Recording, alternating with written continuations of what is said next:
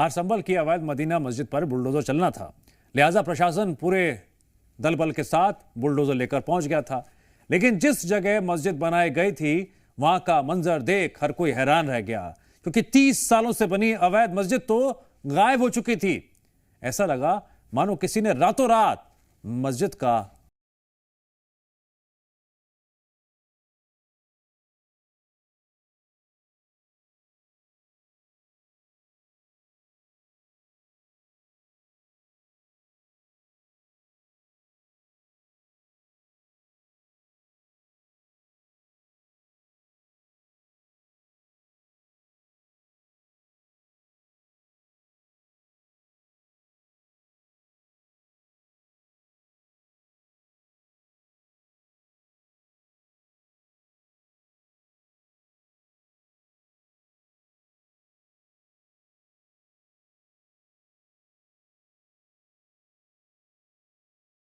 आ गई, ये अच्छी बात है।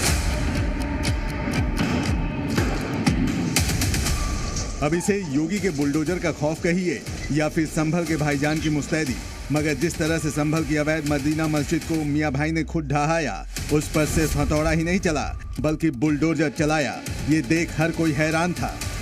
कहानी की शुरुआत रात 12 बजे करीब होती है, जब गांव वालों ने ये तय किया कि मदीना मस्जिद को प्रशासन के बुलडोजर आने से पहले ही खुद अपनी बुलडोजर से जमींदोज करें। और देर रात यानी 1 बजे के करीब यहाँ पर बुलडोजर पहुंची, 2 ट्रैक्टर यहाँ पर पहुंचा और सबसे पहले मदीना मस्जिद की जो इमारत थी उसे ध्वस्त कर जमींदोज कर दिया गया। और ये जो प्रक्रिया सुबह 7 बजे तक चली, 2 ट्रैक्टर के जरिए मलबा को भी यहां से हटा लिया गया।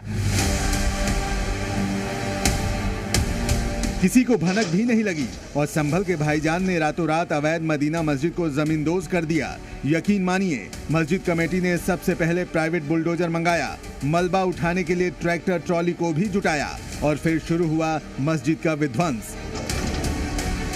बड़े मियाँ से लेकर छोटे मियाँ तक हर कोई अवैध मदीना मस्जिद को गिराने में जुट गया और सुबह होने से पहले ही मस्जिद का नामो निशान मिटा दिया गया। जब प्रशासन का बुलडोजर पहुंचा तो जिस जगह मस्जिद बनी थी वो इलाका समतल हो चुका था, सिर्फ थोड़ा बहुत मलबा ही बचा दिखाई दिया।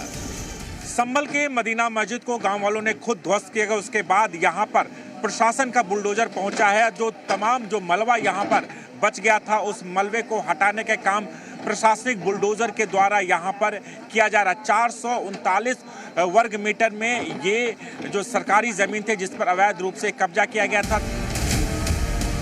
प्रशासन के बुलडोजर ने मस्जिद के बचे खुचे मलबे को साफ किया। हालांकि इस दौरान भारी पुलिस बल भी तैनात था, लेकिन अवैध मस्जिद तो पहले ही ढह चुकी थी और खुद भाईजान ने ढहाई, तो फिर बवाल कैसे होता।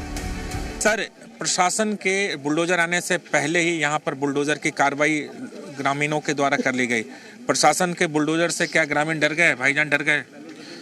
देखिए, संभल में हमें यह सहयोग लगातार मिल रहा है कि जैसे ही किसी को एनक्रोचमेंट का पता लगता है, वो स्वयं ही अपना जो एनक्रोचमेंट का जो भी प्रारूप है, चाहे वो किसी का मकान है, चाहे वो मस्जिद है या अन्य कुछ भी बना रखा है या कोई कमर्शियल एक्टिविटी कर रहे हैं, वो स्वयं के द्वारा ध्वस्त कर लिया जाता है।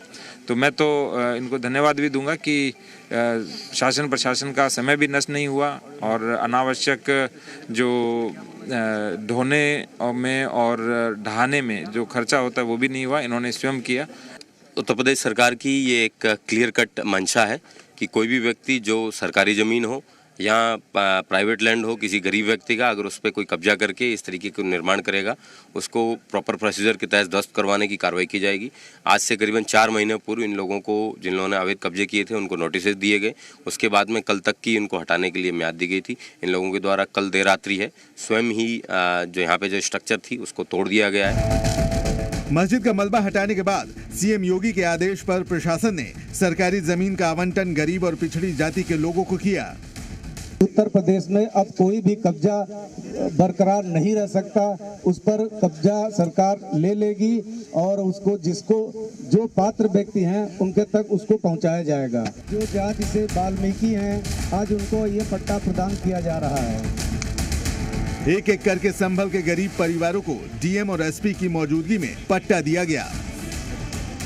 महेंद्र पुत्र फूल सिंह ये जो जाति से वाल्मीकि हैं, आज उनको ये पट्टा प्रदान किया जा रहा है। दरअसल संभल में जिस तरह अवैध मदीना मस्जिद को खुद भाईजान ने ध्वस्त किया, वो इस बात का संकेत है कि योगी के बुलडोजर से कब्जा गैंग में हड़कंप मचा हुआ है, क्योंकि योगी का बुलडोजर अपना रौद्र अवतार दिखाए, अवैध कब्जे और अतिक्रमण को तहस नहस करे। उससे पहले ही मियां भाई खुद अवैध मस्जिद और मदरसों को ढहा दे रहे हैं, उनका नामो निशान मिटा दे रहे हैं। संभल से राजू राज के साथ ब्यूरो रिपोर्ट, जी मीडिया।